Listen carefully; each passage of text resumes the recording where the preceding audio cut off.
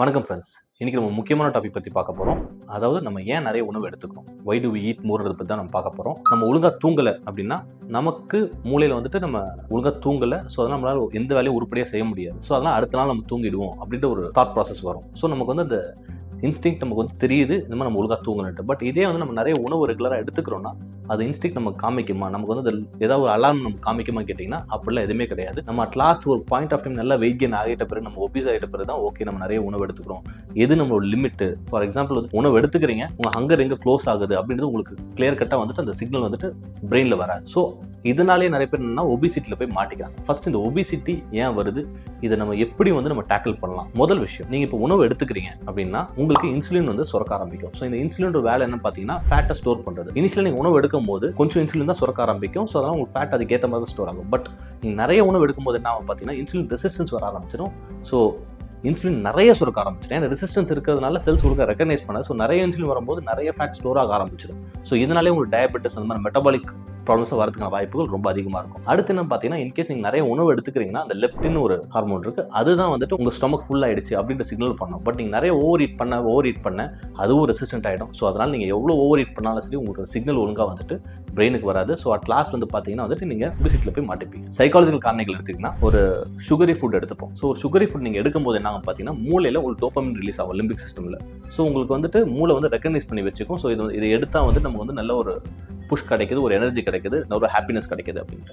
So அதனால் என்ன ஆகும் பார்த்தீங்கன்னா நெக்ஸ்ட் டைம் வந்துட்டு அந்த சுகரி ஃபுட்ஸ் அந்த மாதிரிலாம் பார்க்கும்போது நமக்கு நிறைய அது உணவு எடுத்துக்கணும் அப்படின்ற தாட் வரும். ஸோ அதனால நம்ம திரும்ப போயிட்டு நம்மளோட கண்ட்ரோலை மீறி நம்ம போய் எடுக்கிற அந்த தன்மை நமக்கு வர ஆரம்பிச்சிடும். அடுத்த விஷயம் என்ன கேட்டிங்கன்னா, நமக்கு பசி எடுத்தால் உணவு எடுத்துப்போம். இதே வந்துட்டு பசியை எடுக்காமல் நமக்கு வந்துட்டு மனக்கவலை ஏற்படும் போதோ சரி, மனப்பதட்டம் ஏற்படும் போதோ சரி, நமக்கு நிறைய வந்துட்டு ஸ்ட்ரெஸ்ஸை வந்துட்டு சால்வ் பண்ணுறது நமக்கு ஏதாவது ஒன்று தேவை. ஸோ அந்த டைம் நம்ம உணவு எடுக்க ஆரம்பிப்போம். ஸோ அந்த உணவு வந்துட்டு ஸ்ட்ரெஸ்ஸுக்காக நம்ம சாப்பிட ஆரம்பித்து என்ன ஆகும் பார்த்தீங்கன்னா at one point of time நமக்கே தெரியாமல் நம்ம ஒபிசிட்டியில் போய் மாட்டிப்போம். ஸோ அந்த ஒபிசிட்டினால திருப்பி உங்களுக்கு டிப்ரெஷன் வர ஆரம்பிக்கும். ஸோ டிப்ரெஷனாலேயே உங்களுக்கு வந்துட்டு இன்னும் ஒபிசிட்டியே வரதுக்கான வாய்ப்புகள் ரொம்ப அதிகம். மூணாவது விஷயம் என்ன எடுத்திங்கன்னா, நம்ம சொசைட்டி முன்னாடி இருக்கிற காலத்தில் பார்த்தீங்கன்னா நிறைய ஒர்க் பண்ணி நம்ம லைஃப்பை நடத்திக்கிட்டு இருப்போம். பட் இப்போலாம் பார்த்தீங்கன்னா எல்லாத்துக்கும் வாஷிங் மிஷின்லேருந்து எல்லாமே மாடர்னைஸ் ஆகிட்டே வருது. பட் இப்போ இன்னும் வந்து பார்த்தீங்கன்னா ஹியூமனைட் ரோபோட்ஸ்லாம் வர ஆரம்பிச்சிடும். நம்ம ஒர்க்கே இன்னும் கம்மியாகிடும். ஸோ அதனால் நம்ம வேலை செய்ய வேண்டிய அவசியம்ன்றது பெருசாக இருக்காது. ஸோ அந்த மாதிரி வேலை செய்ய வேண்டிய அவசியம் பெருசாக இல்லாத போது என்ன ஆகும் பார்த்தீங்கன்னா நம்ம நிறைய உணவு எடுத்துப்போம். பட் அதுக்கேற்ற உழைப்பு நம்ம போட மாட்டோம். அதனாலே நம்ம உடம்புல வந்து ஒபிசிட்டி வரதுக்கான வாய்ப்புகள் ரொம்ப அதிகம்.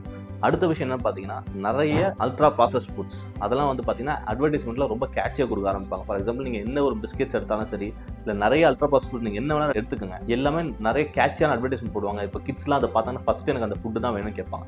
ஸோ அந்த ஃபுட் நீங்கள் முதல்லேருந்து பழக ஆரம்பிக்கும் போது அந்த உணவு அவங்க டேஸ்ட் பண்ணிட்டாங்க. ஸோ திரும்ப அந்த உணவு வேணும்னு போயிட்டு அந்த உணவு பின்னாடியே போய்கிட்டு இருப்பாங்க.